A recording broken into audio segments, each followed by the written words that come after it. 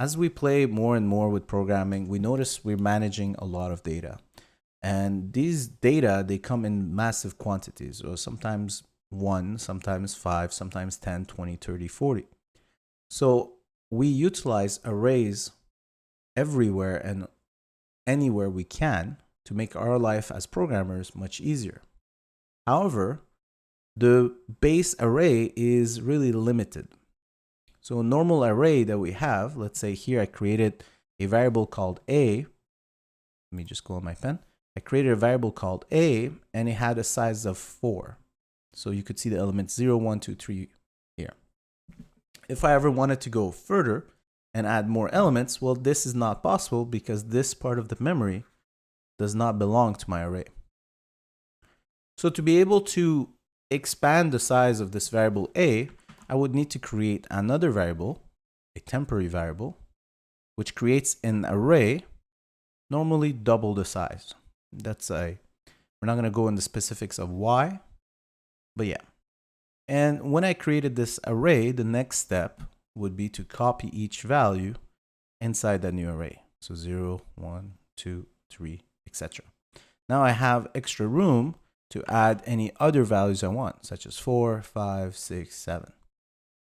And the moment the copy is done and the addition, if you want it, is done, this is the moment where we're going to change the reference of A to match the reference of T.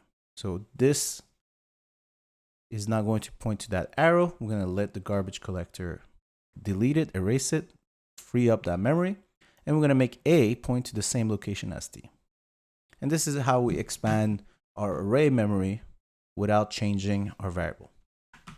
Now, this is a lot of complicated tasks to do simple things. Luckily, let me erase this. Luckily, Java and pretty much every language, they give us a helper classes for arrays. And they manage the arrays a bit differently one to the next. We'll talk about that in the future. But for us to go forward, we need to kind of make our lives a bit easier as we're learning more and more. So one of these things is called an array list. And this is one of the simplest ones that exist. Now, normally, let's figure this out. So let's say int, let's make our life a bit easier. This is a normal array, an integer array. So int array, let's call it that. And we normally have to initialize it in two manners. One, we could initialize it by giving it values. So let's do the same thing, 0, 1, 2, and 3. And if ever I want to go outside of that, we can't do that. So int array, I shouldn't have called it int array. So if I want to give it at position 4, and I say equal something, this is going to give me an exception or a compiler error if the ID will check this beforehand. So you can see here I got an exception saying the index 4 is out of the bounds. Now you would say, well, go ahead and increase the size. Well, oops. If I go ahead and increase the size, saying int array equals, let's say new int. This is the other way we could build this. Well, now this would work, but we lost all the other values that we have in there. So let's say int array at position 1. That should show us the value 1. But now it would show us 0 because that's the default value of int. So expanding the array is not enough. We need to copy those values in. And again, I showed you the overall, like the global, the steps to doing that, right? You create a new array, you copy the things, you put it in, so forth, so on.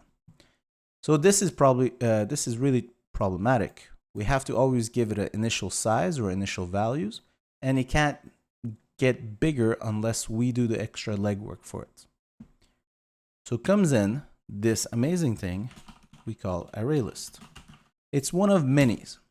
What the ArrayList does, let me erase that for a second. What the ArrayList does, it will take any specific type you want, except primitives, and we'll talk about that in a second, and it will manage that array for you. Meaning, if it needs more space, it will give you more space. If it needs, if you need to retrieve a value, replace a value, etc., etc., it does a lot of things, and this is good to learn about it. We could always control click on it and go read further into it. you could see at the top here, it extends this abstract list. It implements these other things. We're going to come back to those in the future, but it's good to know. You could see here, this is our array that's going to manage. In this case, it has an object array. This is why it cannot take primitive. Remember that object is the root of everything. So this is a bit of polymorphism, but we'll talk about that in the next video, so don't stress too much. But let's go ahead and start using ArrayList before going into too much complications. So when we create an ArrayList, it's a bit dynamic. Well, probably not the correct word, but it could change into any type it needs. So before, actually, let's put this back here.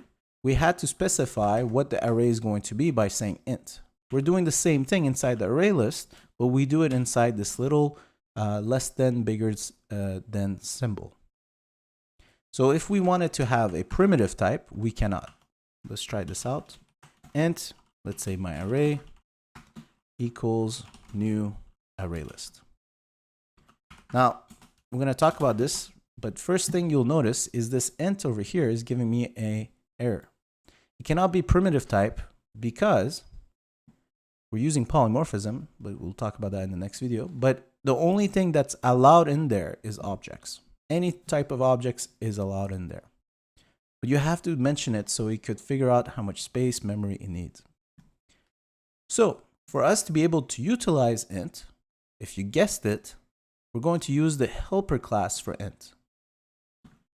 Or in this case, you should probably say the wrapper class because it wraps around the integer primitive type. It has that inside. So if we control click on it, you'll go down somewhere and you'll find that it has, anyway, somewhere in there that has a simple int that it's keeping track of. Cool? But this is a object. The same way if you would have declared an object, you could have had a field that's integer. This is the same thing. And by doing this, we're allowed to have integers inside this array list. Okay? So just remember that it cannot have primitive types, but if you want it, you just need to use the wrapper class. Now, you could initialize, well, first of all, for any objects, you have to use the new keyword to create that object. Sometimes you might not see the new keyword, but it's underneath some layer of abstraction. And when you create this object, when you create this object, you don't need to specify here the type. Specifying it here is enough.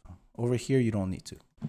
Now, the constructor for ArrayList, there is a few variations, and they're a bit good. So I'm going to put my mouse in there, Control P. So we could leave it as no parameters. That would make the array list, the array size, by default size of 10. If we do mention a number, let's say 100, that would make the initial size of the array 100. And you could see the variable popping up here, saying the name of the variable, initial capacity. This is amazing, right? Variable names tells you everything, and this pretty much says it perfectly. Initial capacity 100. Cool? And one last thing we could also do is, if you remember, we had an int array. Well, this might be a bit complicated. Let's see if Java could do it. Let's say D equals, or actually, let's just do this. 0, 1, 2, 3. And the last thing you could also do is, rather than giving it a capacity and so forth, so on, you give it an initial array from somewhere. In this case, it might have some problem because this is an int array. Well, let's just try it out. Is that the problem? Yeah. It cannot figure out. It cannot figure out a primitive type array, but you could have gave it a different array, right? We'll come back to that in the future, but you could test it out yourself. Create another array list and give it, and it will start that as the initial size. I should probably restart the video. I'm too lazy. Anyway, coming back to here. So that's how we create an array. The first thing we need to do is to be able to add to our array. It's pretty straightforward. In this case, we don't need to mention the positions. We just need to say add and put a value in there. Let's say 45. right? Isn't that nice? We don't need to keep track of positions. It will do it for us. As we add new elements, it will track the position, the quantity, and so forth, so on. Such as it would tell us the current size, not the capacity of the array, but the current size of the array, right? So let's say my array.size. So you could see here, we said the initial size capacity is 10, but we only added 2 elements. And in this case, it shows 2 elements, right? Let's go ahead and create a method, static void print, and we're going to print my array. So ArrayList, yeah, whatever. Good. All right, and then over here, we need to, actually, sorry, this is the wrong thing. We need to go loop through it and print it. So you could do the normal loops as well. So we're going to do a for loop. We're going to start a position, and position, which starts at 0. Position is less than our ArrayList dot size.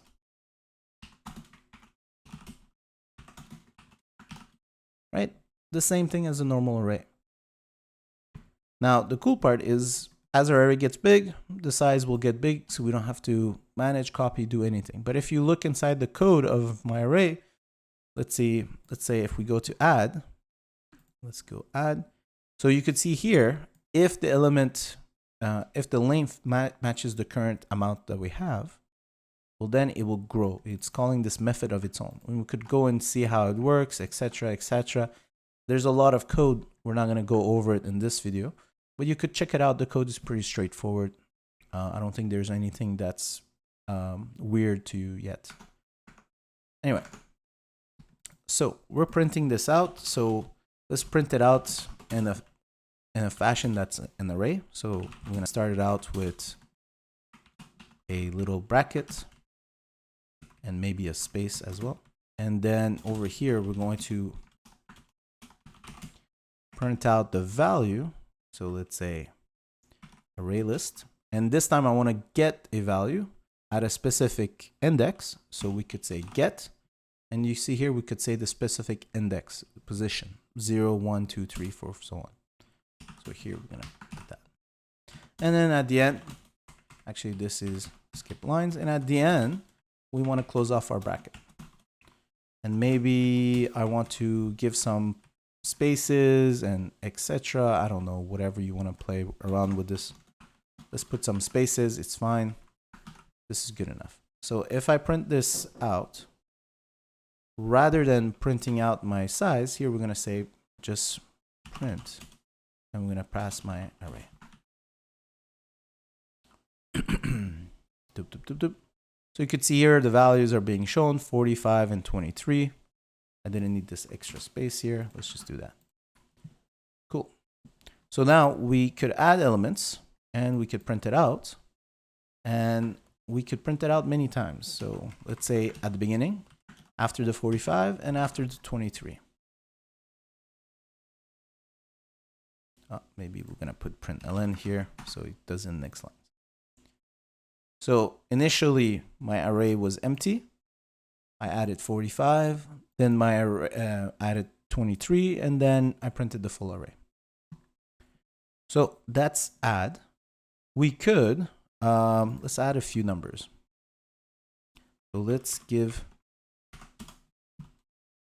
add, let's say, we're going to put some indexes so it's a bit clearer in our eyes. Okay. Let's copy this a couple times. 2 and 3. Okay. And if we print this, we'll see 0, 1, 2, 3. It's pretty nice, clean, and so forth, so on. So that's the normal add. It will add it at the end of our array, and it will increase the size as it goes. The next thing is we could also replace a specific location. My array.add. Now look at the add. It's being overloaded. So the second method is to specify an index. We could do Control Q here. To specify an index and replace that location with a value. So here, if I want to replace, let's say the 1, I was going to say position 1, and then I'm going to give a value to put in there, such as, let's say 45. And now you could see, this wasn't to replace, this was to add that specific position, and it will push everything else. To replace a value, we're going to do we're going to do dot set. In this case, set will replace. My bad in the previous one. So set, let's say we want to replace, this is position 0. Let me actually print this once, print this before. So this is normal. Then we added a element 45 at index 1. So we pushed everything. And then we're going to replace position, let's say 2 or 3. Just press the value. And we're going to put 234. Or let's put 8, just so it looks a bit cleaner. So set in this case will replace whatever element at position 3. So let's go this step by step. So the first part is 0, 1, 2, 3. The second part is include 45 at position 1, and push everything up forward. So you can see the array got bigger by 1. Let's make it let's say one single digit. So you could see that the array just got bigger by 1, right? Didn't erase anything. And the moment we got to set, here we're replacing a value by saying at position 3, so we go 0, 1, 2, 3. So this 2 over here, replace it with 8. And that's what happened. See how interesting it is? It does all of this with you. It does all of this for you to help you out with your array. Now, some other interesting stuff. So far we did get, we did add, we did the second version of add, we have a set. We could also remove things. So over here, we're just going to put that there. And if we want to remove something, we just say remove. Now you could see there is 2 variations of remove, and this is a bit confusing because in this case, I chose integer as my value, as my type, sorry. And as much as integer is good, it's also used for indexes. So here it might be a bit confusing. I should have probably used something else. It might be confusing for it to understand if it's the object integer, that helper class, or is it the index integer. So let's try that out. So if I say remove, and let's say I want to remove 8. So this is a problematic thing that's going on. Actually, let's remove 9 because 8 was the last thing. So would it go and replace the index? You could see here, it believes it's the index because this is an integer and not an object. And let's remove it. And you could see here, we're indexed out of bounds. So we try to remove an element that doesn't exist. We don't have 9 elements. So to fix this, we have to kind of create an integer object to deal with it. So maybe new integer 9. And it's saying you don't need to do this. Blah, blah, blah. Wait, it's okay. Let's try this out. We're not going to go too deep. I don't want to deal with it.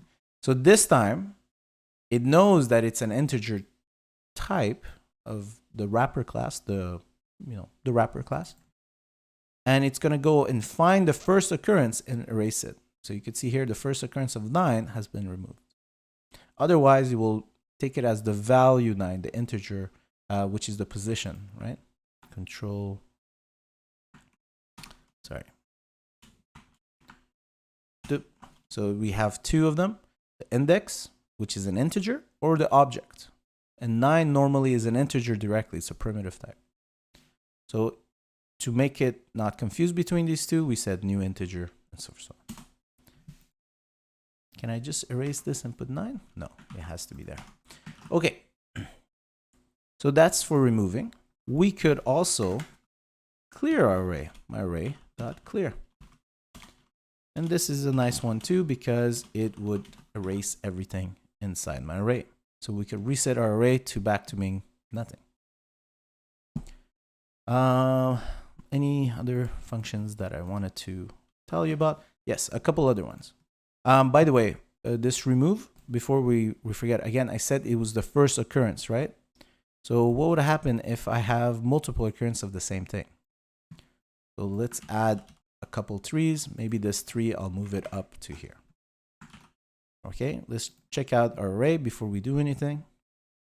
So here you could see that I have a lot of trees coming out. And over here, I removed 9, so my tree is the leading one. Let's go ahead and remove this time 3. Actually, let's go ahead and remove position 0. So this is an index. You could see that. Print my array. So this is an index, so we're going to remove the 0. Yeah, and this next one,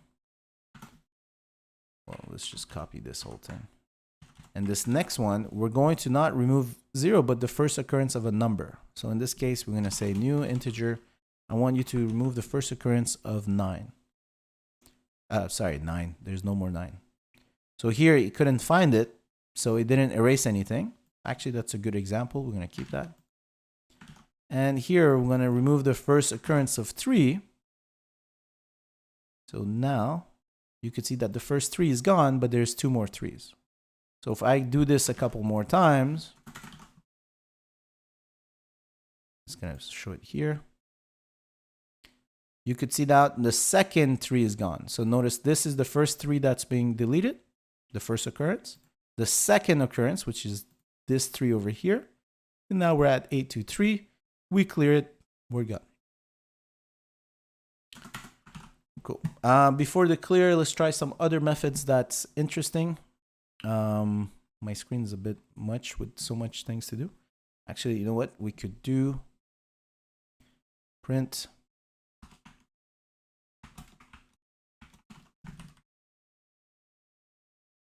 oh no, that's a method. Sorry, let me do something else.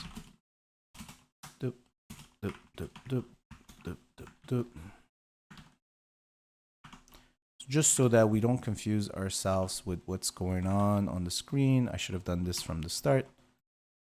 Just it got further and further down.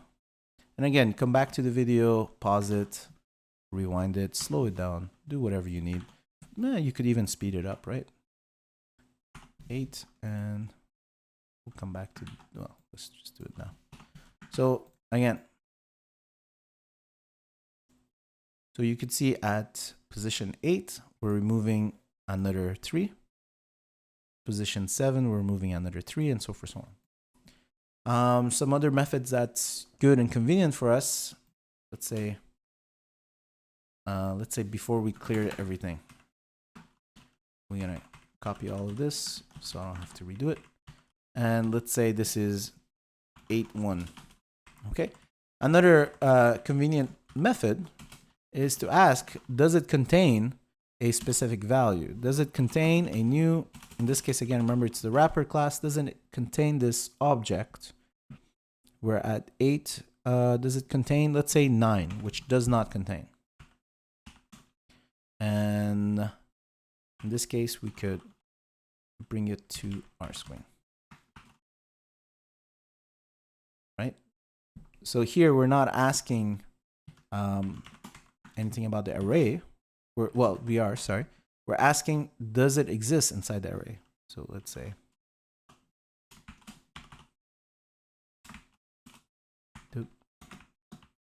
sorry, I'm having a hard time concentrating. All right. So if you could see here, it says false because 9 doesn't exist in the array anymore. So this contains method is great for us to understand if an object does exist inside our array. Let's try it again. This one, we're going to say 8, 9. And does it exist, let's say number 2?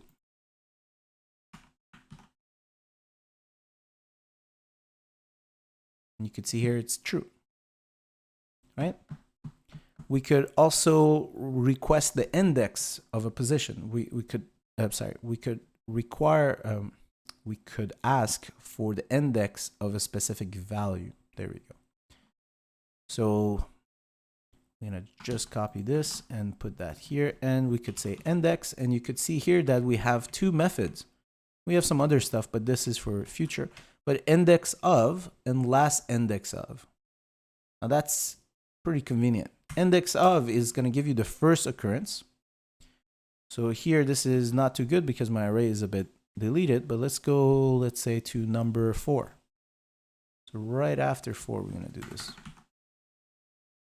And we're going to just say this. So find me the index of the value of, let's say, 3. So right after 4, we should see the index is 1. So 0, 1. Yeah. We could also say, rather than index of, we say last index of 3. In this case, it's going to find the last occurrence of 3 that happens. And you could see it's giving us position 5. 0, 1, 2, 3, 4, 5. This is the last position. Cool?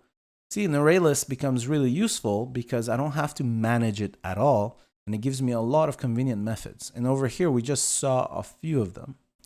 I would tell you maybe check out my array dot, check out the IntelliSense here and see all the methods that are there. Such as this, add all. We could add a whole collection, which is basically another array inside of this. So maybe you could include 2 arrays together if you want to combine them.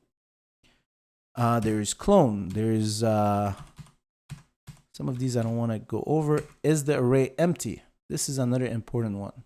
You could check if there was nothing added by the user and you don't do any of the other logic because of it. You could remove all occurrence of this array inside our array. Here, this is a bit more complicated. We'll come back to that. We could sort our array. This is another good one. We could sort it to get all the values, either alphabetical or numerical, from low to high, etc. We could convert this to a regular array. Notice the return type. Again, it's still going to be an object, but look, it's an object array rather than an array list object of array. Anyway, it keeps on going, and there's many of them, and there's no point of me covering everything there is. The best thing you should do is play around with this a little bit, and then for any project you have, figure out what you want to do and see if it exists. If it doesn't exist, you could even implement it, do it, and so forth, so on. One last exercise that might be interesting for you. This is something I've done when I was younger, and I would suggest you do the same thing. You don't have to make a perfect array list, but try and make a, again, you don't need to use this template, but try to make a object that manages your array. And again, you don't need to do it the same way they're doing it, which manages all types. You could manage primitive types. It doesn't really matter. But you're going to see what happens when your size is bigger than the amount you're allowed to contain, right? And this is going to help you grow. And if ever you get stuck, well, you could come look at this code. Again, don't follow this code a bit too much because there's a lot of things that we haven't covered. But you could come back to this code and see how they did to expand their, let's say, array, how they did to remove a specific element, how they did to push everything when an element is deleted in the middle, right? There's a lot of things in there that's great for our growth. Cool? I'll see you guys in the next video.